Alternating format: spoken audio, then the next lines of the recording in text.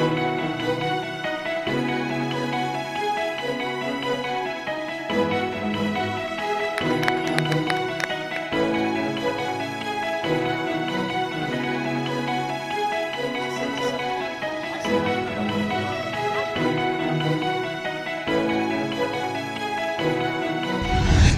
बार बाली विधानसभा क्षेत्र से सीपीएम की स्टार उम्मीदवार है दीक्षिता धर। दीक्षिता, लोग इसीलिए आपको स्टार कह रहे हैं क्योंकि आप लोगों से बात कर रही है, आप लोगों के ही हैं, लोग ये कह रहे हैं कि कितनी बड़ी उपलब्धि है आपके लिए। जैसे मैं जब पहली बार मुझे बोला गया कि आपको चुनाव लड़ना है, मैं थोड़ा डर रही थी क्योंकि पहली बार चुनाव है।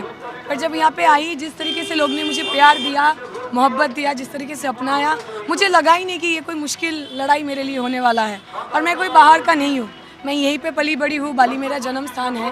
और ये जो लोग हैं ये मेरे परिवार है, ये मेरे दोस्त है। तो मैं अपने परिवारों के लिए, अपने लोगों के लिए लड़ रही हूँ। तो इसमें तो मतलब दूसरे तरीके का अच्छापन है।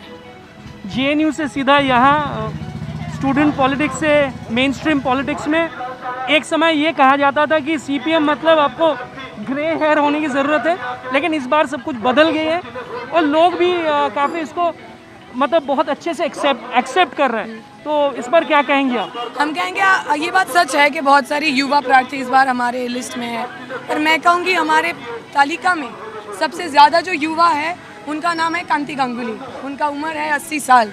इसलिए हम उनको युवा कह रहे हैं क्योंकि पिछले 2 बार वो चुनाव हार चुके थे।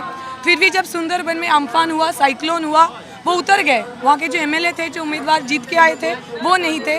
पर कांति गांगुली लोगों के साथ वहाँ पे बंद बना रहे थे, कभी लोगों के साथ खड़े थे, मुश्किलों में खड़े थे। तो हमने उनसे सीखा है कि their age is just a number. आपका जज्बा क्या है, लोगों के लिए काम करने के अंदर कितना स्पिरिट आपके अंदर है, वो महत्वपूर्ण है। और उस तरीके से देखा जाए तो हाँ, जो नौजवान है, बहुत सारे लोग, हम लोग इस बार चुनाव लड़ रहे हैं। और हम में से कोई स्टार नहीं है, मतलब कोई फिल्म करता था, क्रिकेट खेलता था, चुनाव लड़ा, ऐसा नहीं है।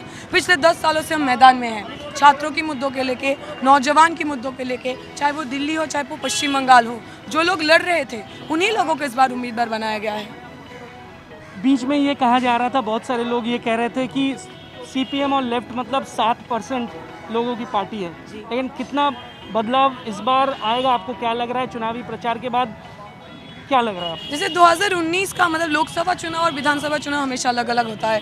पश्चिम बंगाल के अंदर एक ट्रेंड रहा है शुरू से कि विधानसभा के लिए बहुत सारे लोग हमको वोट करते थे, लेफ्ट को वोट करते थे, पर लोकसभा में वही लोग कांग्रेस को वोट करते थे क्योंकि उनको ऐसा लगता था कि हम नेशनल पार्टी को वोट करेंगे, ऐसा पार्टी को वोट करेंगे जो सरकार बनाएंगे।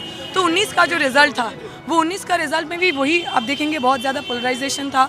पुलवामा हुआ था तो बहुत ज़्यादा एक कम्युनल लाइन पे, हिंदू मुस्लिम के लाइन पे पोलराइजेशन हुआ, तो उसके कारण एक रिज़ल्ट आप देख सकते हैं। पर इस बार हमें नहीं लगता वो होगा। और 2019 के बाद एक बहुत इम्पॉर्टेंट साल रहा है, वो है 2020 साल। 2020 में जब लॉकडाउन हुआ कोरोना के कारण, जब लोगों की ज़िंदगी बद से बदतर हो गई, तब पश्चिम बंगाल के अंदर जो वामपंथी है, जो छात्र युवा नौजवान हैं, वो लोग बहुत ज़्यादा सड़क पे उतरे। लोगों को खाना देना, कम्युनिटी किचन चलाना, बाली में हम जनता परिवहन चलाए जहाँ पे 10 रुपये में यहाँ से टोटो में हावड़ा जा सकते थे। तो इन सारी चीज़ों को देख के हम ये उम्मीद करते हैं कि जो लोग हैं वो अपनी दोस्त सरकार बनाएंगे। जिन लोगों को वो अपनी ज़रूरत के वक्त में पाए थे, उन्हीं लोगों को वो सरकार में भेजेंगे चुन के। एक आखिरी सवाल, कि आपको लगता है फिर भी पोलराइजेशन की कोशिश तो दोनों ही पार्टी कर रही है, तो इस पोलराइजेशन के पिच पर क्या आप इस बार सिक्सर लगा पाएंगे? जी बिल्कुल, क्योंकि जो भी पोलराइजेशन की बात ये लोग कर रहे हैं, हिंदू मुसलमान पोलराइजेशन की बात कर रहे हैं, हम तो कह रहे हैं कि अब हिंदू हो या मुसलमान हो, आपको नौकरी चाहिए कि नहीं?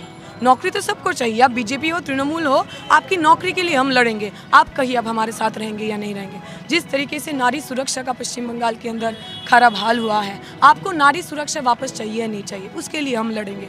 और जो सबसे महत्वपूर्ण बात है, जब यहाँ पे वामपंथियों का सरकार था या फिर उसके पहले कांग्रेस का सरकार था, हमने कभी फिरकापरस्त लोगों को, आरएसएस को, बीजेपी को, कम्युनल दंगा को पश्चिम बंगाल के अंदर सर उठने नहीं दिया।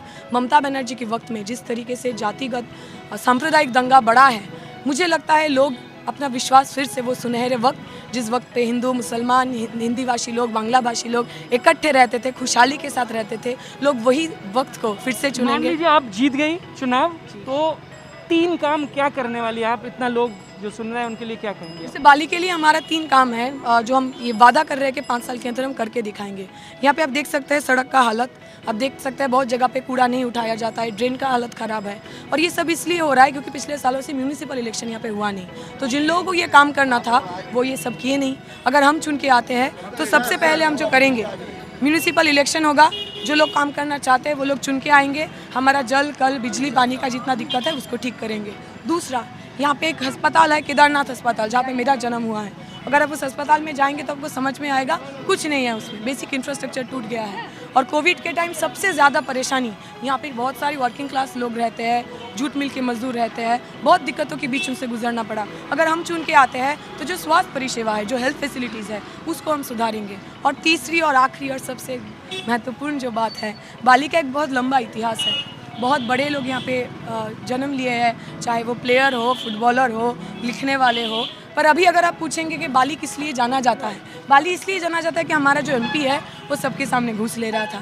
बाली इसलिए जाना जाता है कि हमारा जो एमएलए है वो 5 साल एक पार्टी में रह के 5 साल के बाद दूसरे पार्टी में चले गए। हम चाहते हैं बाली को, बाली का जो खूबसूरती है, उसका जो इतिहास है, उसके लिए जाना जाए। और मैं ये मानता हूँ यहाँ पे चाहे वो कोई भी हो, चाहे वो तृणमूल हो या बीजेपी हो, कोई भी जो अमन पसंद लोग होंगे, कोई भी जो बाली से मोहब्बत करते होंगे, वो नहीं चाहेंगे कि हमारा बाली का बदनामी हो, वो नहीं चाहेंगे कि बाली खराब चीज़ों के लिए जाना जाता हो। तो इसलिए हमारी यही उम्मीद रहेगी कि इन 3 चीज़ों के लिए यहाँ के जो लोग हैं, अमन पसंद लोग हैं, आम लोग हैं, वो हमें चुन के लाएंगे। दीक्षिता धर स्टूडेंट पॉलिटिक्स से सीधा मेन स्ट्रीम पॉलिटिक्स में, और इस बार कॉन्फिडेंट है कि ध्रुवीकरण की पिच पर वही इस बार चुनाव में सिक्सर मारने वाली है। कैमरामैन राजिंदर सिंह के साथ कुंतल चक्रवर्ती, एबीपी न्यूज़, बाली।